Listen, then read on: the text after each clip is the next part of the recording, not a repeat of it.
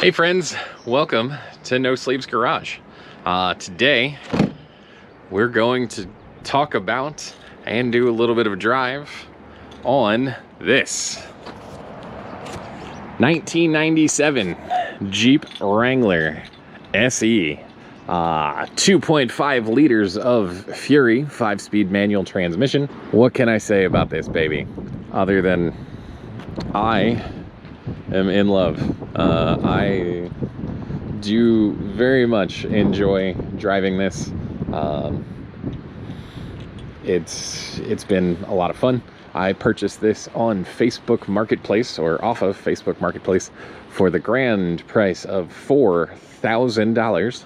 While you may see a little bit of rust here on the frame, there is no rust that's going through, which is super common on these TJs.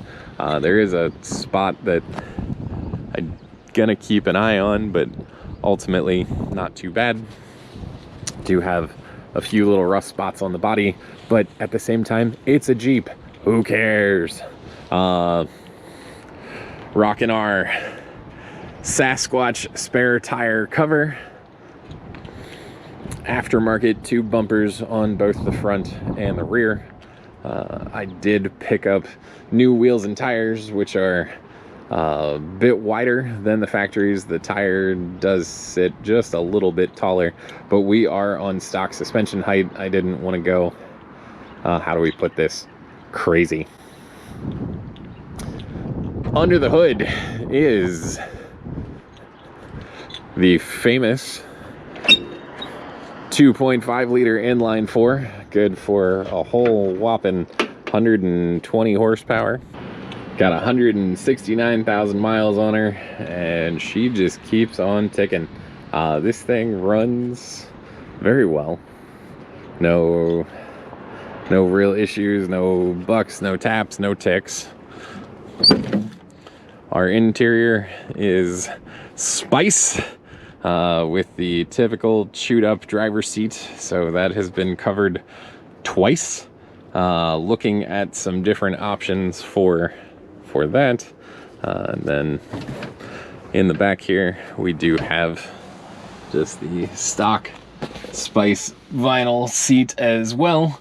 Full carpet interior.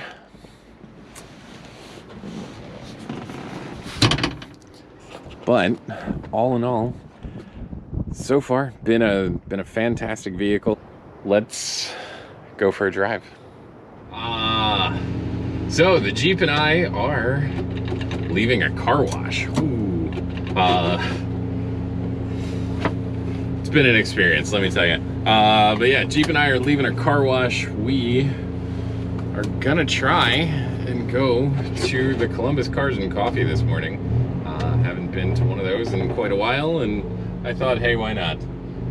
This car wash, pretty cool. It's got a handheld air dryer and a bunch of fun stuff like that. However, I don't know, the Jeep was a lot more dirty than I thought it was. Not that it matters, it's a Jeep.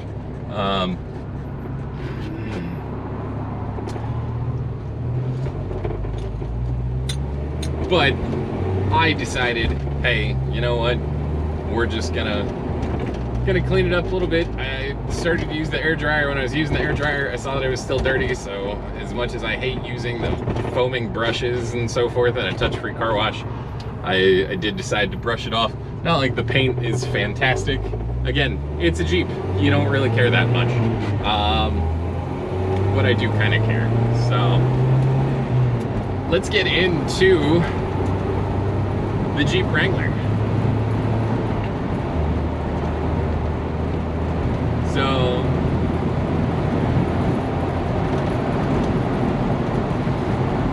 the Chrysler Corporation acquires the Jeep name and the Eagle name from AMC. 1987 rolls around, they release the Jeep Wrangler, which was kind of the next extension of the Jeep CJ7. Very controversially, it had square headlights, but otherwise, other than a slightly wider track, there wasn't a huge difference between the CJ7 and the early Wranglers. 92 comes around, the roll bar goes from a Y roll bar to a squared roll bar. And then, boom, 95 hits. There's a mandate for all 1996 and newer vehicles, trucks included, that you have to have at least a driver's side airbag. So most of your automotive manufacturers decided to roll out dual airbags. You do have some of those, mainly in the full-size truck realm, that stuck with a single airbag design. But if you look at the timeline on things, Ford redesigned the Ford F-150 in 97. That's also when they killed off the Bronco. Ford released the new Ford Explorer in 1995. That was a dual airbag vehicle. Jeep changed the Wrangler, went from no airbags in the YJs to duals in 96 as the 97 models. Around the same time, they did also update the Cherokee, which the later XJs started as just a driver's side airbag up through 1995. 97, you got the refresh, which redid the dash. Basically the same dash that we've got here in the TJ. And again, rolled out dual airbags. So airbags were a huge change that really modernized some vehicles that had been pretty dated.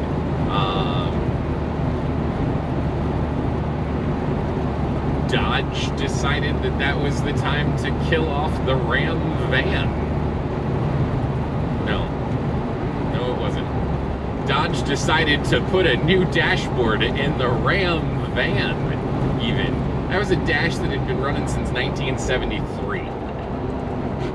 Either way.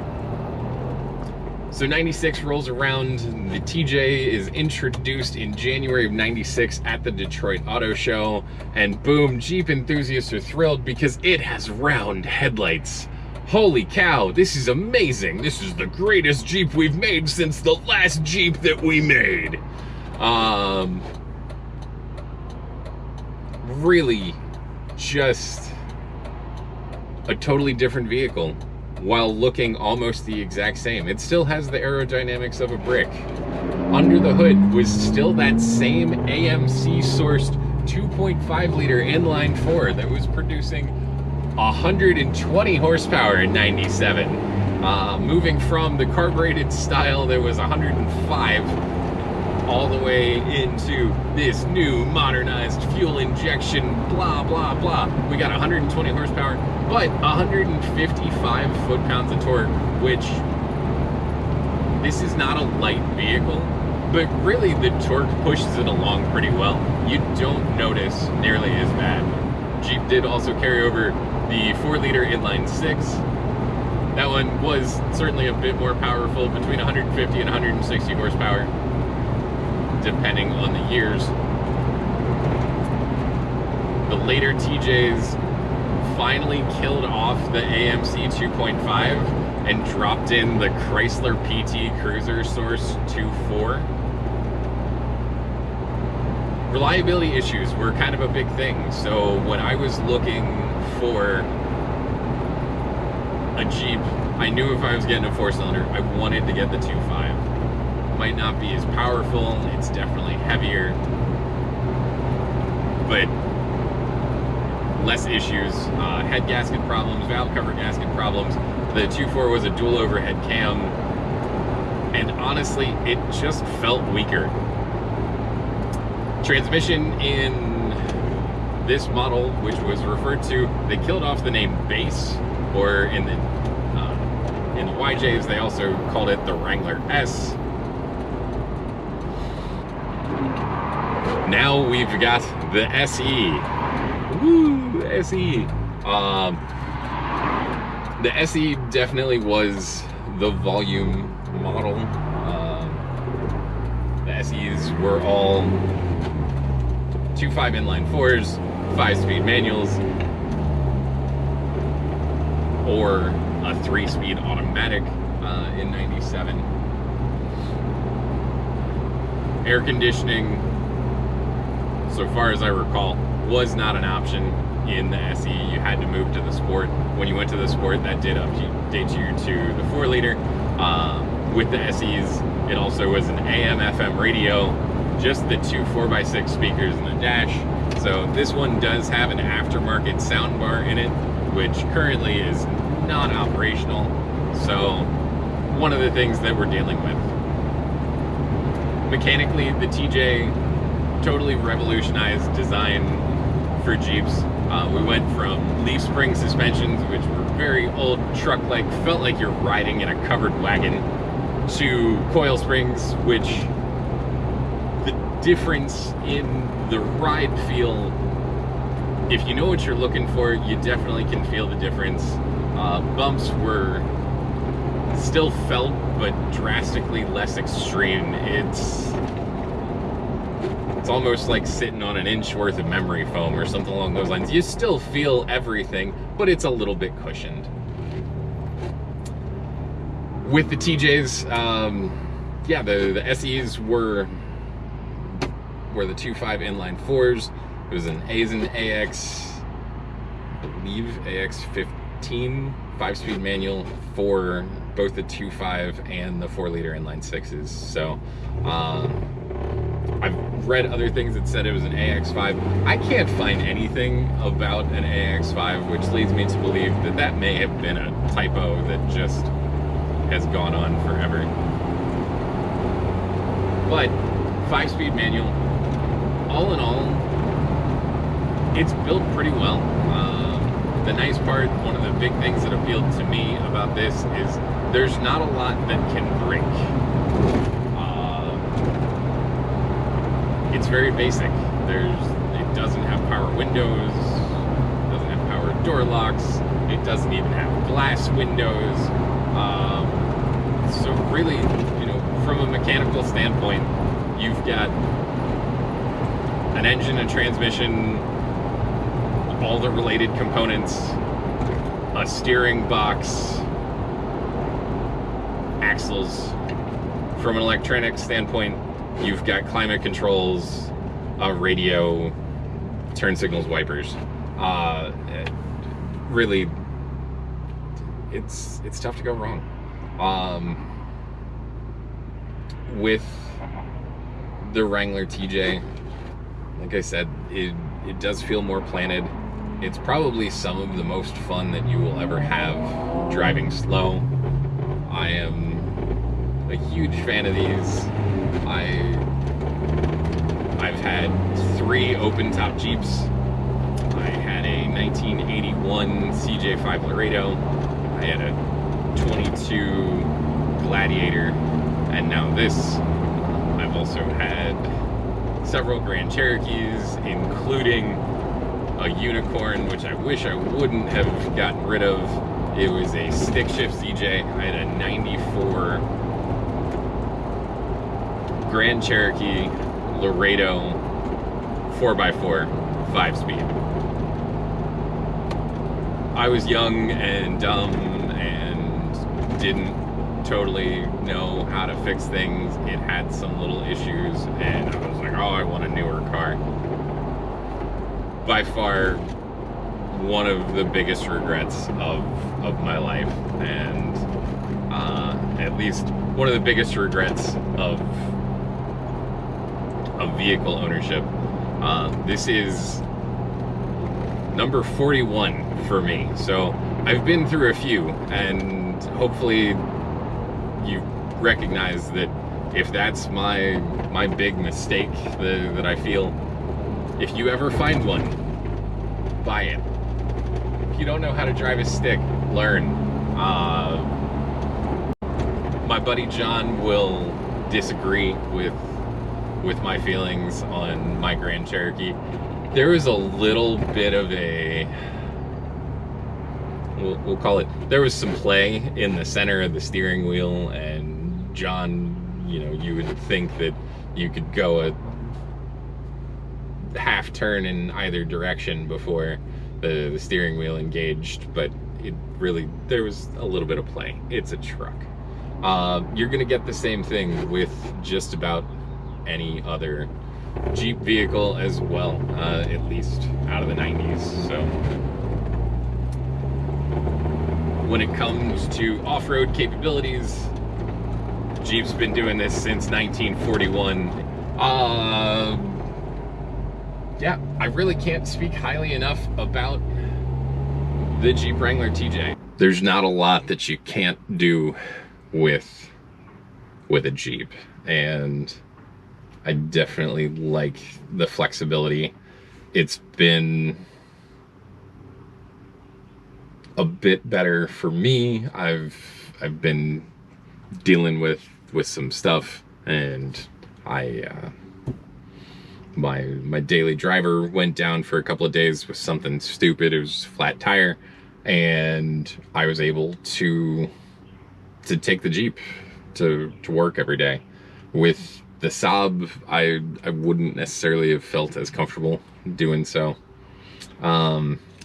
So you may be wondering, this did replace the Saab. The Saab is gone. And actually, as of yesterday, so is Blanche. Blanche the Avalanche is staying in the family. My sister and brother-in-law purchased Blanche yesterday. So, really sad to see Blanche go. Honestly, I was sad to see the Saab go, but I didn't really have the time to give the Saab what it is that it needed. And when it comes down to it, this is much better as a all-around vehicle, and quite frankly, a little bit more my speed when it comes down to, in the event that something breaks, can I fix this? And the answer is yes. So different level of fun while having the roof off, but ultimately gonna be fun. I'm pretty excited about it. I've wanted one of these for a while. Really, you know, the only thing that would have been nice would have been to have the 4-liter inline 6, just to have a little bit more power. But for what I need it for, this is great. I hope you've enjoyed listening to me yak. We do have some more fun videos coming down. We'll see. Sometimes life gets in the way. Sometimes life happens. I had a whole bunch of content filmed. I drove down to Florida. I brought my dad's Explorer down to Florida. I brought the passport back from Florida. And everything from my memory card somehow got deleted by using a crappy memory card adapter. And lesson learned. The tax of neurodivergence is sometimes forgetting where you leave things. Could not find my memory card adapter to save my life. Ended up ordering another one. I tried to go cheap. Cheap was not the right idea. And when it wasn't working, then I started trying other things, and somehow, somewhere, going through the GoPro, I managed to delete everything. Which was humbling and tiring and frustrating. Otherwise, yeah, gonna be trying to work, get you as much fun content as possible, try to get you all of the things and the stuff and the stuff and the things. And I hope I didn't bore you. I hope you do find these things entertaining, or at least enlightening.